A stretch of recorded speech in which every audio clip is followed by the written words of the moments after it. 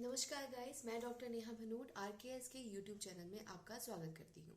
आज हम फिर नई वीडियो लेके आए हैं आपके पास।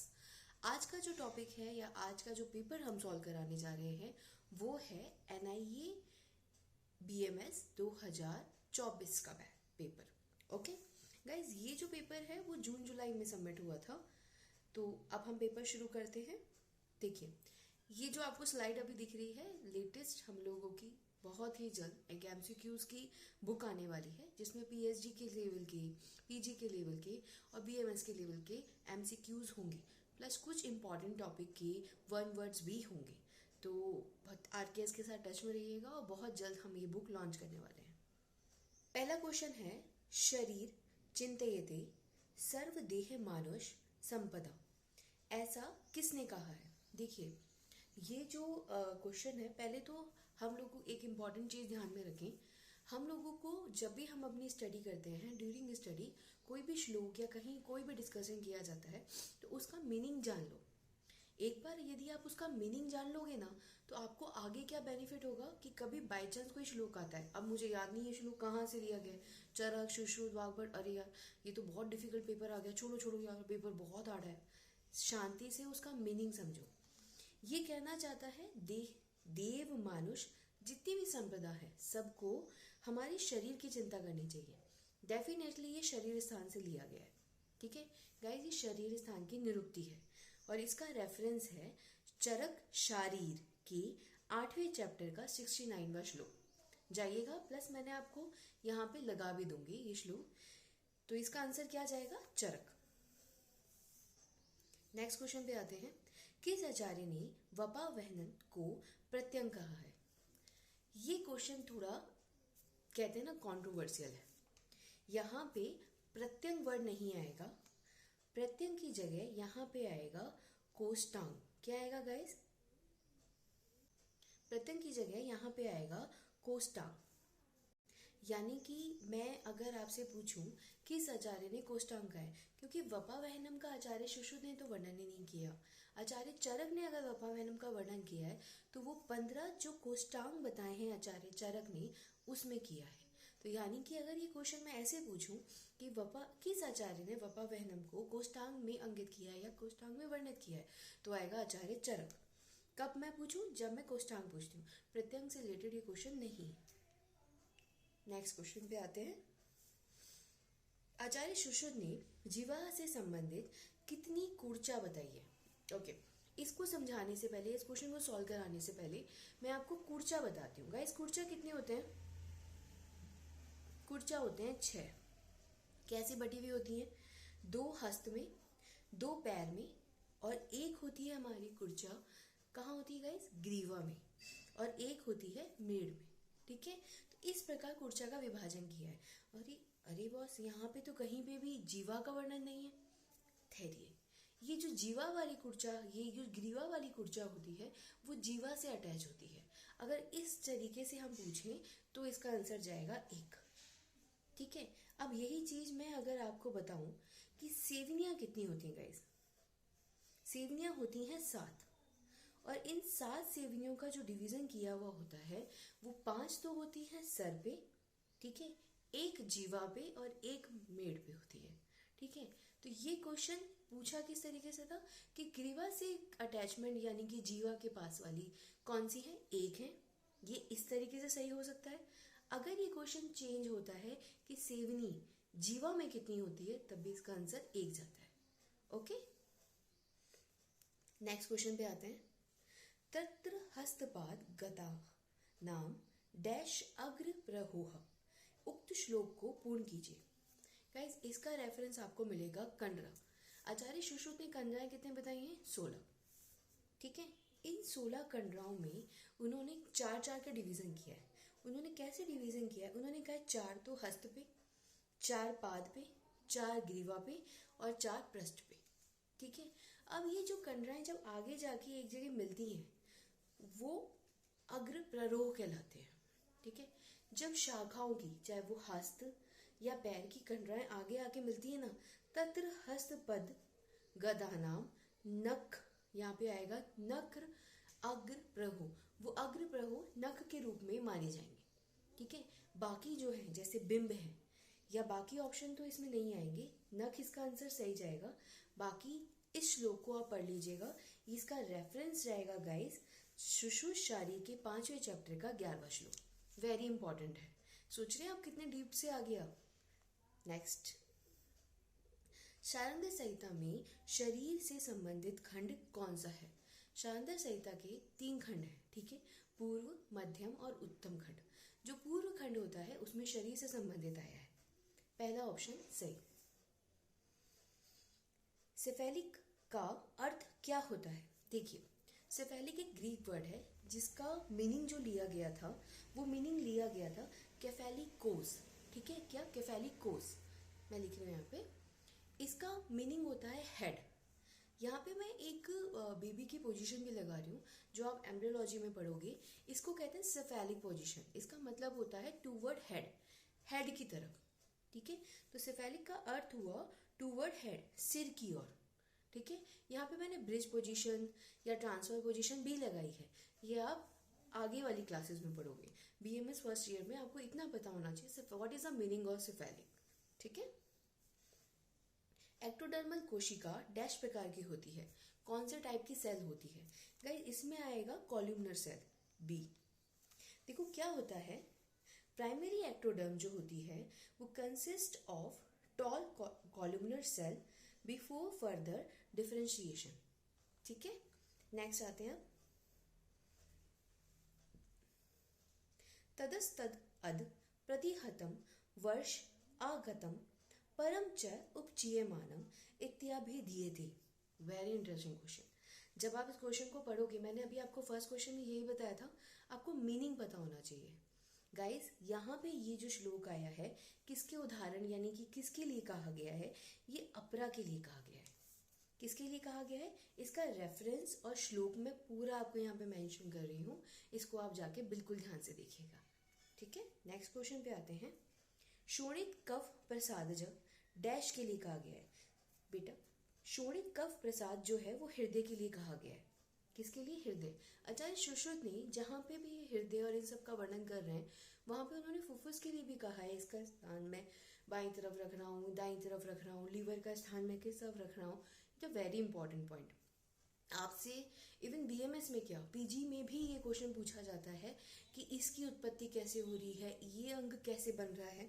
जैसे यहाँ पे एक आया है वृषण, वृषण की यहाँ पे जैसे मैंने बताया उदाहरण को पूर्ण कीजिए, यानी कि ये जो हृदय है वो किससे मिला है? शोणित कफ और प्रसाद, इसके प्रसाद भाग से हृदय की उत्पत्ति होती है। वैसे ही वृषण की उत्पत्ति मांस रक्त कफ, कैसे? करम, कैसे याद रखोगे? वृषण में क र म, कफ रक्त और मांस। आपको ऑब्जेक्टिव के जैसे सॉल्व करना है तो ऐसे याद कर सकते हो। आपको श्लोक अच्छे लगते हैं तो आप कैसे याद कर सकते हो? मांस रक्त कफ के प्रसाद भाग से बनता है वृषण। ऐसे ही वृकक बनता है। वृकक कैसे बनता है? रक्त मेद के सार भाग से। कैसे बनता है? रक्त और मेद के सार भाग से। नेक्स्ट आते हैं, आचार्य भद्रकापे के मतानुसार शरीर में पहले कौन सा अंग उत्पन्न हुआ था? गाइस यहाँ पे मैं एक चार्ट लगा रही हूँ, प्लस मैं आपको इम्पोर्टेंट भी बता रही हूँ। ये एक ट्रिक है पूरी की पूरी, आप इसको बहुत अच्छे से नोट कर लीजिएगा। यहाँ पे आया है, हमसे पूछा है आचार्य भद्रकापे ने। देखो इसको ट्रिक याद कैसी रहेगी? नाभि पर कप, ठीक है। भद्रकापे का कप ले लिया, नाभि ले ली, और पर यानी कि पराशर। आचार्य चरक के अनुसार और आचार्य सुश्रुत के अनुसार एक क्लासिफिकेशन किया गया है कि हर आचार्यों ने ये बताया है कि कौन से अंग की उत्पत्ति कैसे हुई। तो आचार्य भद्रकापे ने बताया है कि नाभि, उन्होंने क्या बताया कि सबसे पहले शरीर में कौन सा अंग उत्पन्न हुआ? तो भद्रकापे के अनुसार नाभि सबसे पहले उत्पन्न हुई। ए सही हो जाएगा। ये ट्रिक बहुत इंपॉर्टेंट है, बहुत अच्छे से याद कर लीजिएगा। नेक्स्ट आते हैं, शिन बोन डैश अस्थि का दूसरा नाम है। गाइस जो शिन बोन होती है वो होती है टीबिया, ठीक है, ओके। कोई मुझे बताएगा ह्यूमरस को क्या कहते हैं? ह्यूमरस को हम आर्म बोन कहते हैं, ठीक है। कोई मुझे बताएगा रेडियस को क्या कहेंगे? रेडियस को हम लोग कहते हैं फोरआर्म की बोन, ठीक है। यहाँ पे एक और वर्ड आया है फिबुला। फिबुला को काफ बोन या फिर हम क्या कहेंगे, आउटर लेग बोन। फिबुला कहाँ होती है, ये लेग है, लेग के आउटर साइड में फिबुला होती है, या तो काफ बोन कहेंगे या फिर आउटर लेग बोन कहेंगे। नेक्स्ट आ जाते हैं, डेल्टोइड मसल्स जो होती है, डेल्टोइड पेशी डैश प्रकार की पेशी होती है। हम जब क्लासिफिकेशन करते हैं मसल्स का, तो मसल्स की ओरिजिन या फिर मसल्स की उत्पत्ति या फिर मसल के डाइवर्ट होने के उसके आधार पर भी हम एक क्लासिफिकेशन करते हैं, जैसे यूनिपिन्नेट, बाइपिन्नेट, मल्टीपिन्नेट। तो गाइस डेल्टोइड, जैसे मैं डायग्राम भी लगा रही हूँ यहाँ पे, मल्टीपिन्नेट होती है, ठीक है। अब आप बोलोगे कि मैम प्लीज़ एक आधा यूनिपिन्नेट और बाइपिन्नेट का भी एग्जांपल बता दीजिए। यूनिपिन्नेट का एग्जांपल ये रहा, यूनिपिन्नेट एक्सटेंसर डिजिटोरम लॉन्गस, और बाइपिन्नेट के एग्जांपल में आएगा रेक्टस फिमोरिस, कहाँ की है, थाई की मसल्स, और गैस्ट्रोसिनेमस मसल कहाँ की है, कमेंट कीजिएगा। नेक्स्ट क्वेश्चन, निम्न में से कौन सी अचल संधि है। मैंने लास्ट वीडियो में भी बताया था, संधियों का क्लासिफिकेशन आयुर्वेद और मॉडर्न के अनुसार बहुत इंपॉर्टेंट है, रट लेना बहुत बहुत इंपॉर्टेंट है। अब दोबारा देखिए, इस पेपर में क्वेश्चन आया है ना, देखिए संधि दो प्रकार से आयुर्वेद में, चल और अचल। चल वाली हमने लास्ट वीडियो में पढ़ी थी, कौन कौन सी, हनु, शाखा और कटी। अचल में कौन सी आती हैं गाइस, अचल में वो संधियां आती हैं जो मूवमेंट नहीं करती। मूवमेंट में जो हमारी सीवनियाज होती हैं, सर पे सूचर्स होते हैं, वो मूवमेंट नहीं करते। वो मूवमेंट करेंगे तो आपका ब्रेन इधर से मूव करेगा, जस्ट कॉमेडी, मूवमेंट नहीं करती, तो इसका आंसर जाएगा सीवनी। नेक्स्ट आते हैं, लिगामेंटम न्यूके डैश भाग से संबंधित होते हैं। बहुत ही अच्छा क्वेश्चन, इसका मैं एक डायग्राम भी लगा रही हूँ। इस डायग्राम से ही आपको समझ में आ जाएगा, लिगामेंट न्यूके नेक यानी कि ग्रीवा एरिया का से भाग से संबंधित होता है। अब ये होता कहाँ है गाइस, ये स्टार्ट होता है ECP, ECP यानी कि एक्सटर्नल ऑक्सीपिटल प्रोट्यूबरेंस से स्टार्ट होके C7 यानी कि स्पाइनस प्रोसेस तक ये जाता है, ठीक है। पोस्टीरियर नेक की तरफ होगा, इस डायग्राम में ध्यान से देखें, ठीक है। ये अपना क्लियर कहाँ पे, ग्रीवा पे। पांचवी शीर्षन्य नाड़ी का नाम डैश है, फिफ्थ क्रेनियल नर्व का नाम क्या है, फिफ्थ क्रेनियल नर्व का नाम क्या है, इसका आंसर जाएगा थर्ड, ट्राइजेमिनल नर्व। अब ये जो क्रेनियल नर्व है, इनका एक क्लासिफिकेशन या इनकी मैं आपको यहाँ पे ट्रिक से बता रही हूँ 12। कैसे याद करेंगे, O to take family vacation, go Vegas, Vegas Las Vegas तो जाने का मन करता ही है ना सबका, गो वेगस आफ्टर आर। तीन जो ओ है वो कौन कौन से हैं, ऑल्फैक्टरी, ऑप्टिक और दूसरी ऑक्यूलोमोटर, ठीक है। बाकी कौन सी है, ट्रॉक्लियर और ट्राइजेमिनल। पहले कौन सी आएगी, टू यानी कि ट्रॉक्लियर, ट्राई में ओ नहीं है तो टू के क्या होगा, ट्रॉक्लियर। ट्राइजेमिनल टेक हो गई, ए से क्या है, एब्ड्यूसेरेंस, एफ से क्या है, फेशियल नर्व, और हमारी वी से क्या है, वेस्टिब्यूलो कोक्लियर नर्व। जी से क्या हो जाएगी हमारी, ग्लोसोफेरेंजियल, और वी से क्या होगी, वेगस, और हमारी ए और एच हाइपोग्लोसल नर्व, जैसे कि हमने यहाँ पे बताया, ठीक है। सर्वाइकल वृद्धि से संबंधित स्पाइनल सेगमेंट निम्न है। Spinal segment of cervical enlargement is, guys इसका जो आंसर जाएगा वो जाएगा सी, किससे जाएगा गाइस, इसका आंसर जाएगा C5 to T1 तक। यहाँ पे मैं सर्वाइकल इनलार्जमेंट या लंबर इनलार्जमेंट का एक डायग्राम भी लगाया है, ठीक है। नेक्स्ट आते हैं, ग्लोबस पैलिडस किसका भाग है, बहुत ही अच्छा question, is a part of basal ganglion. Global pallidus जो है वो बेसल गैंग्लियन का पार्ट होता है। देखो ये जो ग्लोबल पैलिडस है is a major subcortical structure of the brain that is part of basal ganglion, ठीक है। नेक्स्ट क्वेश्चन, जेनिकुलेट बॉडी मस्तिष्क के किस भाग से संबंधित है। देखो यहाँ पे इन्होंने ये पूछ दिया, जेनिकुलेट बॉडी मस्तिष्क के किस भाग से संबंधित है।